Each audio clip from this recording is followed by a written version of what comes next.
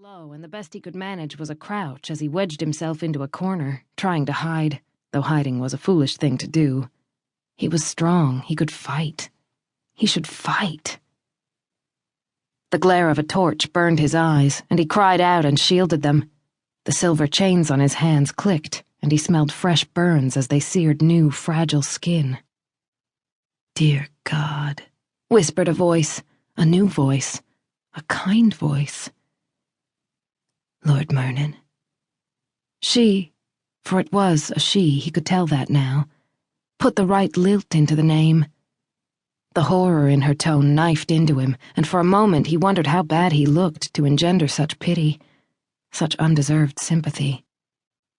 "We learned you were being held here, but I never imagined." His eyes adapted quickly to the new light, and he blinked away the false images. But she still shimmered, it seemed. Gold. She wore gold trim on her pale gown, and gold around her neck and on her slim fingers. Her hair was a red glory, braided into a crown. An angel had come into his hell, and she burned. He did not know how to speak to an angel. After all, he'd never met one before, and she was so beautiful. She'd said a name, his name, a name he'd all but lost here in the darkness. Myrnin. "My name is Myrnin." Yes, that seemed right. She seemed to understand his hesitation because she advanced a step, bent, and put something down between them, then withdrew to the doorway again with her torch. What she'd put there on the stained stone floor drew his attention not so much for its appearance, a plain covered clay jar, but for the delicious, unbelievable smell radiating from it like an invisible aura. Warmth. Light. Food. He scrambled toward it like a spider, opened it and poured the blood into his mouth, and it was life, life, sunlight and flowers and every good thing he had ever known, life, and he drained the jug to the last sticky drop and wept, clutching it to his chest, because he'd forgotten what it meant to be alive, and the blood reminded him of what he'd lost. "Hush," her voice whispered, close to his ear. She touched him, and he flinched away because he knew how filthy he was, how ragged and beaten by his lot, where she was such a beautiful thing, so fine. "No, sir, hush now. All is well. I'm sent to bring you to safety. My name is Lady Grey." Grey did not suit her, not at all.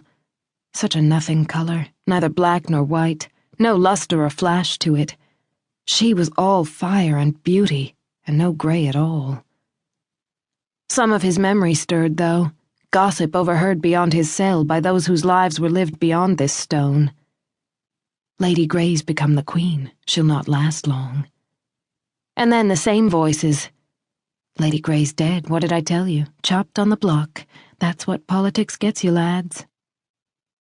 This was Lady Grey, but Lady Grey's head had been chopped off and hers was still attached. He looked up, and like recognized like. The shine in her eyes reflecting the torchlight, the hunger, the feral desire to live.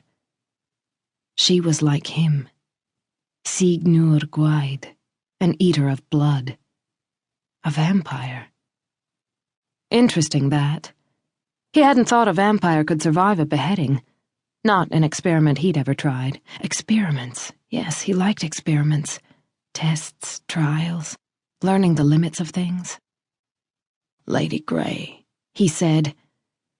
His voice sounded full of rust, like an old hinge all a creak. "Forgive." "No need for that," she said. "Let me see your hands." He held them out, hesitantly, and she made a sound of distress to see the burns that were on him beneath the silver manacles. She sorted through a thick ring of keys, found a silver one, and turned it in the lock. They fell apart, slipped free, and clanked heavily to the stone floor. He staggered with the shock of freedom. "Can you walk, Lord Myrnin?"